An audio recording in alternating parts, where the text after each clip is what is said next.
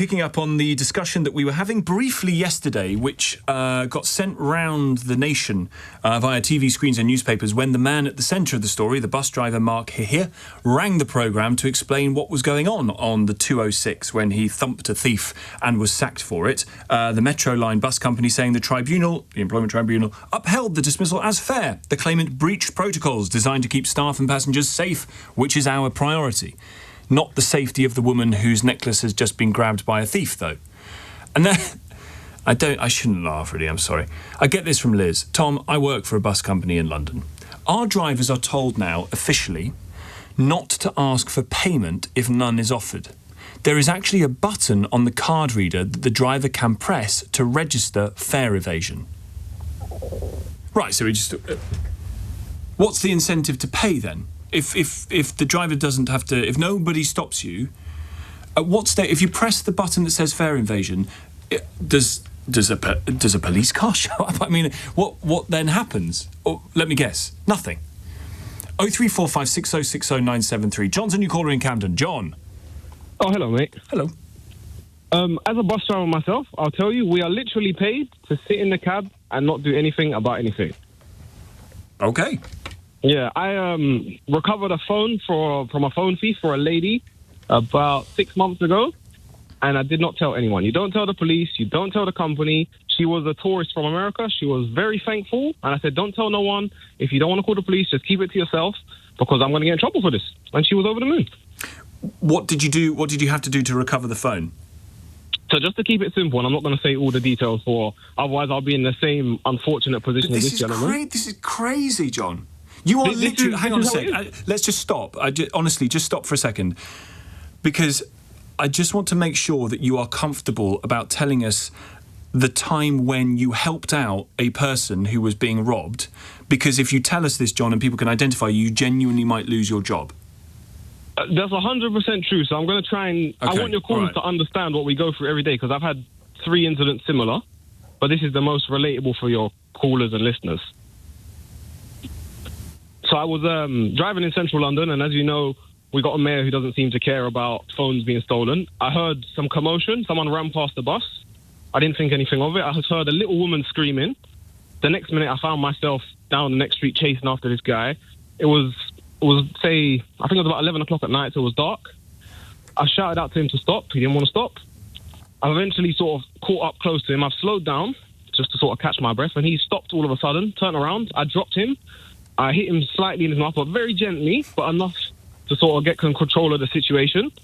I eventually got the phone. He was with a couple of his friends, and I asked people to help. No one helped. Mm-hmm. Eventually, I shouted, because we've taken a few lefts now, and she was a tourist. She didn't know the area, so I've shouted and shouted. Eventually, she's come. I've given her the phone. She was very thankful. She said about not calling the police. I said, yeah, it's best if you just leave it. Don't mention anything to the bus company. Don't write no thank you letters. You've got your phone. Just go about your business. And then I self-policed it myself. I dealt with the guy. I'd done my best that he wouldn't steal another phone that night. And then, I just went back to my bus, didn't tell no one. I filmed it, and I showed my friends and family, and they was like, oh, well done, that's great. But you can't tell anybody, otherwise I'll get sacked, 100%. So you would be sacked, presumably, because you discharged your duty by the remaining passengers on the bus because you left it? I was at the last stop. It was finished. I was on what's called stand time, which is my time I had 15 minutes to take a break, but I would be sacked because I've left the cab and done something I'm not meant to do. You're meant to just sit in the cab, don't do anything. So if people don't pay, it doesn't matter. So you can't leave the cab at all? No, so the way it officially is, at the end of the route, when everyone comes off the bus, you check the bus for lost property and security reasons. But anything else, you don't get involved. And can I ask about this button thing? Because we've just had a bus driver message in to say there's a fare evasion button. It was slightly wrong what he said, or maybe you've misunderstood it. It's on the MDT, which is a screen on the top right, which is like for talking to controllers and the control room. But you just press fare evasion, which in all honesty, none of us do anyway, because we'll be pressing it non-stop. Yep. We can't press a button 1,000 times in a trip, because no one pays anymore. Nope. Because why would you? Because what action follows? Yeah, what action follows? You can't leave the cab. Nothing. There's no conductor, so no one can go up to say, "Can I see your ticket, please?" They just get off. No, it's a kind of a lawless city now, and we're passengers in our own bus. In all honesty, you are You are told to be a non-player character. No, and we're in trouble for anything. Saying anything, doing anything. Well, I applaud your bravery then, John, not just in helping this woman get her phone back, but also in ringing a radio station to tell people about it, because you could lose your job. I mean, and of course we all understand that if you can't have bus drivers as a secondary police force, but if there is a circumstance in which a serious crime is happening and the bus driver could, in theory, do something about it, they're going to have to decide between doing something about it and maybe losing their job, which is an appalling state of affairs. But I think is actually a lot of what you might think is going wrong at the moment, generally. Rob's a new caller in Derby. Rob. Hello, Tom. How are you? I'm very well. Your thoughts? Good. Excellent. Yes, so my thoughts are, this bus driver, he needs to be commended. He needs his job back. And he needs to be, just encouraged and set an example. You know what I mean? If we go on just allowing stuff to happen and just, not making a stand, we're just going to slip into a kind of where, just stuff goes on and, people don't care about themselves and other people. In this situation, this guy had compassion and he did something about it. Yes, he was employed. And this is... We've got to make a stand, and we've got to support people like this. The police aren't going to turn up onto a bus, of someone doing that. So no. he made a decision. He went with the right thing, and he did the right thing. And that's it. The only thing that suggests that you're wrong is the findings of this employment tribunal, which found him guilty of gross misconduct. Yeah, well, that is the one side of it. That's an employment tribunal, not. The moral compass tribunal. But how has that happened? How is there such a difference between everybody's sense of what the morally right thing to do was, even possibly by the remaining passengers on the bus, and the outcome of the presumably very learned and clever people who are arguing this case in an employment tribunal? Because they're probably fully aware that there's loads of incidents, like that bus driver was saying, going on, and then if they support him, then they're going to potentially, opening up the can of worms to allow other people to make a stand for people who are getting on the bus, going to work, contributing, and they don't want to allow drivers and individuals under their kind of watch, employed by them, to make decisions. But they just need to set boundaries to say, well, actually, in this situation, we have your back. The reason I phoned in is that I've been working down in Sutton near Croydon this week. We were building a playscape for a pupil referral unit, wow. And there was a young person who was driving around a park on a motorbike, just whizzing up and down. There was children coming out of schools, and I stood there to kind of confront this young person, and I did use a few choice words, but it was going on for about 20 minutes. There's no police. There's people in the park doing nothing, not even, suggesting something. And if we don't make a stand in some situation to other people's behaviour, whether they're young, old, whoever, is then we're losing ourself. With the police are stretched, we have to stand up. We have to make a stand. And this guy made a stand, and he should be supported. And other people should be supported to feel that they need to, it's black and white, isn't it? It's right or wrong. I agree with you. Jury, and that's it. I totally agree with you. So the thing that needs looking at then is not the man who, the bus driver who did this, but the protocols that have led to him being sacked. That's the thing and it's so interesting. I find it interesting. You might not at all. I find it interesting about. What do they say, that the camel is the horse designed by committee? That we've somehow got ourselves into a position where the people who came up with the protocols by which bus drivers are policed internally by their employer have come up with this conclusion. And I don't understand how that happens, really. John's in Christchurch, in Dorset. Hello. Hi, John. Hello, Tom. Yeah, I very much agree with you on the protocols that need to be changed in this country. Otherwise, we're becoming a country frightened of our own shadow. If we got ridiculous protocols which where a gentleman has done the right thing or has felt able to retrieve stolen property and is in doing so has needed to defend him, use proportional, reasonable force to defend himself when the thief came back. As you said, 50 years ago, this would never have happened. No, it's just absolutely ridiculous. I'm not 50, John, so I wouldn't know. But I presume I'm 66. I could tell you 50 years ago, when I was a 10-year-old or whatever, if someone refused a payment, the bus driver would stop. Yeah, he would not. The bus would not go anywhere. Say you either get off or you pay. It's just crazy.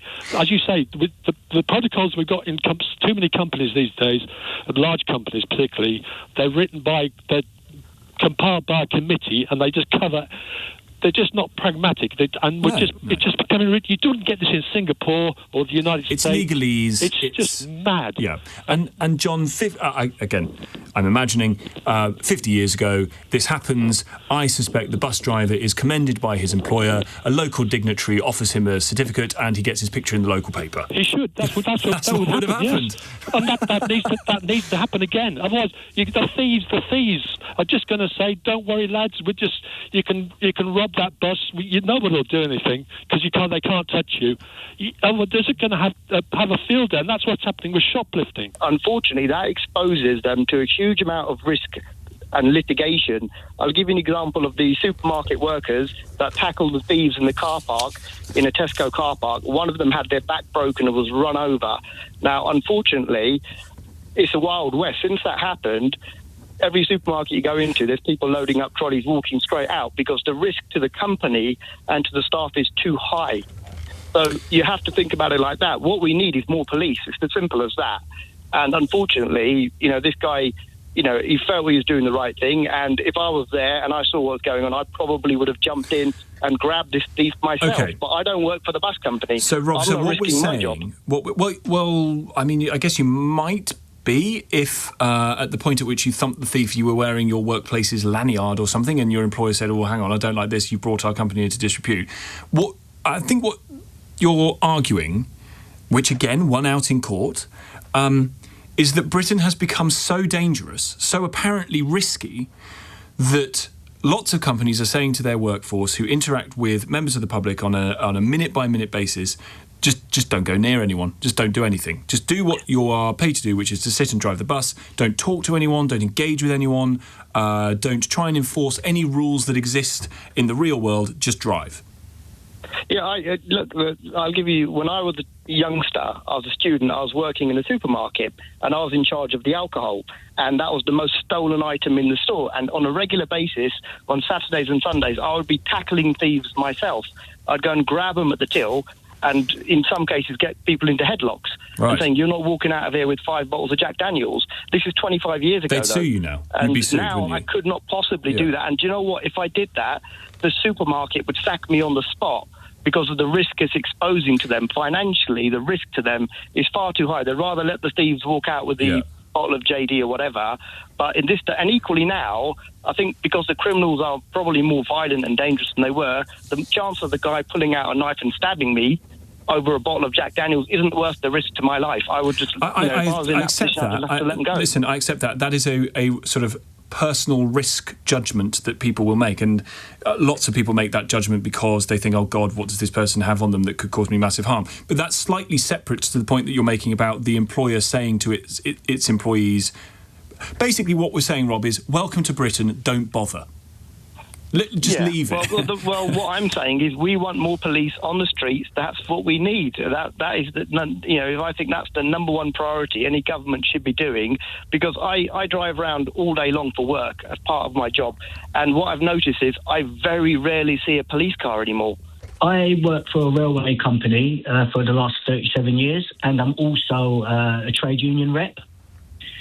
And what I wanted to say, I can't. In the situation with the Metroline bus? Yes, Metroline, yes. Yeah, I'm not 100% sure with them, but on where I work, I can tell you that one of the reasons, or if not the main reason why these parts of the policies exist and are so vigorously implemented against staff is that if most assaults happen in regards to fare evasion. Mm-hmm.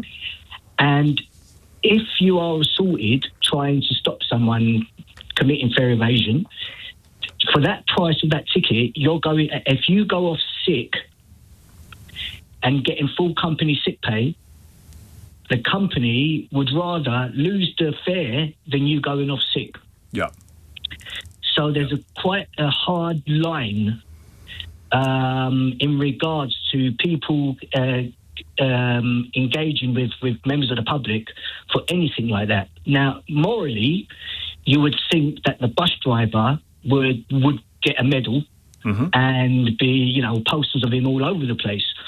But once you go to court in an employment tribunal, most of the time the laws are in favour of the employee.